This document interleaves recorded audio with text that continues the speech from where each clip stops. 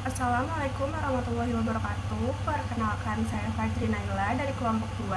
Di sini saya akan mempresentasikan materi dari kelompok saya, yaitu tantangan dalam penggunaan media sosial untuk strategi bisnis.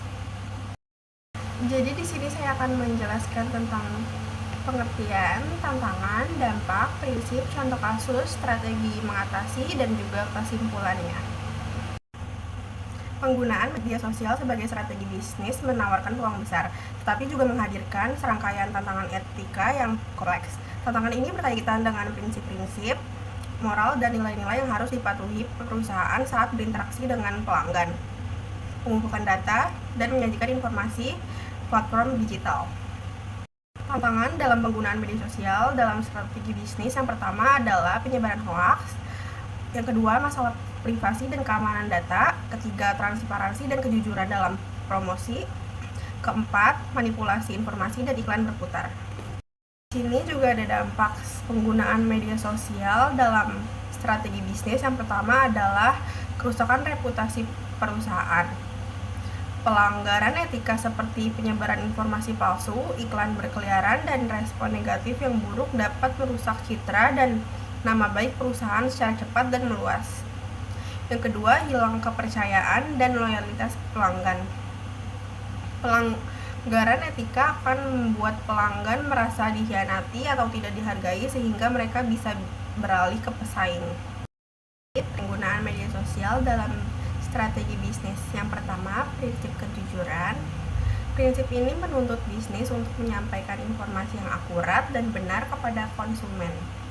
Yang kedua, prinsip transparansi. Prinsip ini mengharuskan bisnis untuk terbuka mengenai praktik dan proses mereka, terutama yang melibatkan data pengguna. Yang ketiga, ada prinsip keadilan.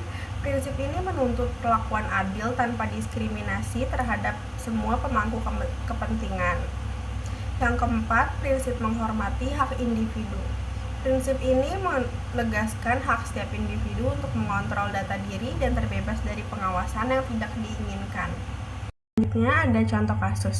Yang pertama, spamming, meninggalkan komentar seperti like produk kami atau dapatkan diskon khusus di sini, di postingan artis atau akun berita bahkan saat tidak relevan sama sekali.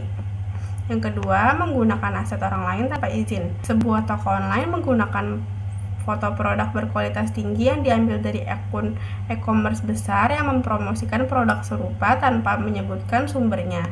Yang ketiga, menciptakan kelangkaan palsu.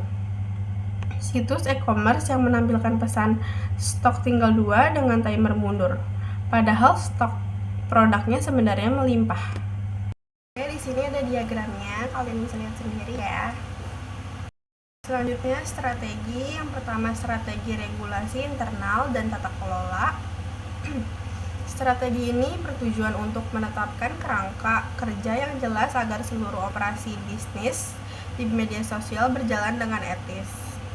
Yang kedua, strategi praktik transparansi. Strategi ini berfokus pada membangun kepercayaan dengan konsumen melalui keterbukaan. Analisis etika bisnis di media sosial menyoroti pentingnya penerapan nilai-nilai moral seperti kejujuran, tanggung jawab, dan penghormatan dalam komunikasi bisnis digital. Media sosial memberikan peluang besar untuk pemasaran dan membangun jaringan usaha, namun juga menghadirkan tantangan serius dalam menjaga etika komunikasi seperti menghindari penyebaran informasi menyesatkan, pelanggaran hak cipta, dan komunikasi yang tidak sopan terhadap pelanggan. Jadi kesimpulannya adalah untuk berhasil di era digital, bisnis harus menyadari bahwa etika bukan sekadar kepatuhan hukum, melainkan aset strategis.